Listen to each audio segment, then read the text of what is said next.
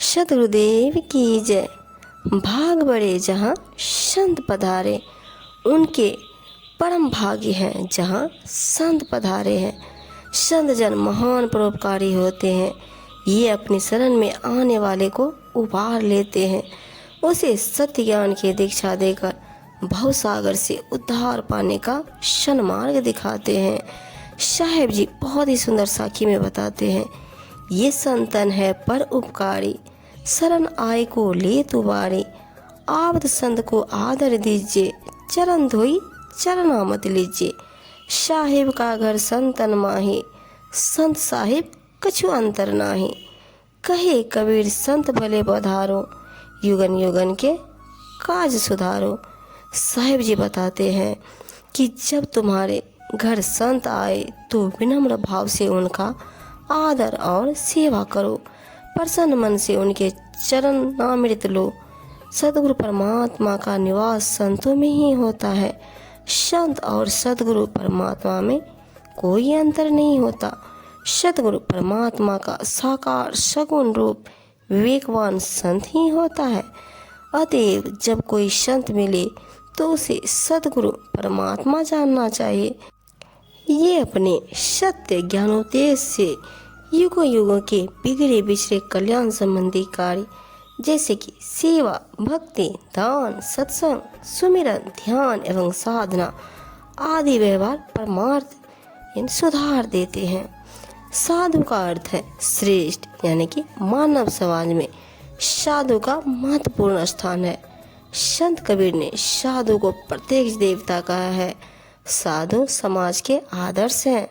अपने गुण, स्वभाव तथा लक्षणों से साधु सर्वत्र वंदनीय है। साधु राग द्वेष से दूर रहते हैं। इस प्रकार साधु समाज साधारण मनुष्य से भिन्न है। यही भिन्नता उनमें दुर्लभ और असामान्य चरित्र की स्थापना करती है। साधु सज्जन होते हैं, उन्हें दूसरों का सुख देखने में आनंद आता है।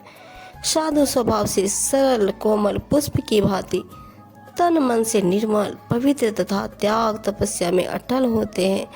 उनका संबंध किसी विशेष स्थान, वर्ण, जाति या भाषा से नहीं होता। साधु किसी भी आसक्ति बंधन में नहीं बंधते। वह सभी परिस्थितियों और समय के आघातों को सहते हुए आत्म साधना।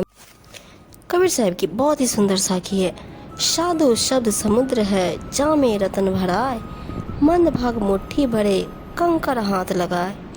साधु सार शब्द ज्ञान के समुद्र के समान है, जिसमें बहुत से सद्गुणों के रत्न भरे हुए हैं। परंतु भाग्यहीन अज्ञानी लोग ऐसे संतों के मिलने पर भी मुट्ठी भर कंकड़ ही ले पाते हैं, अर्थात उन्हें नग्न ज्ञान ही प्राप्त हो पाता है, क्योंकि वे संतों में दोष ही खोजते रहते हैं।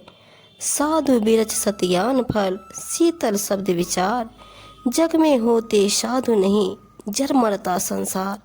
साहिब जी बताते हैं साधु सुखदायी वृक्ष के समान है, उनका सत्य ज्ञान ही फल रूप है और उनके शीतल शब्द सबके ऊपर छाया के समान है।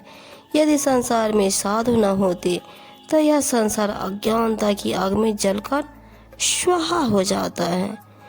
इन अटकाया ना रुके, साधु दरस को जाए, कबीर सोई संत जन मोक्ष मुक्ति फल पाए।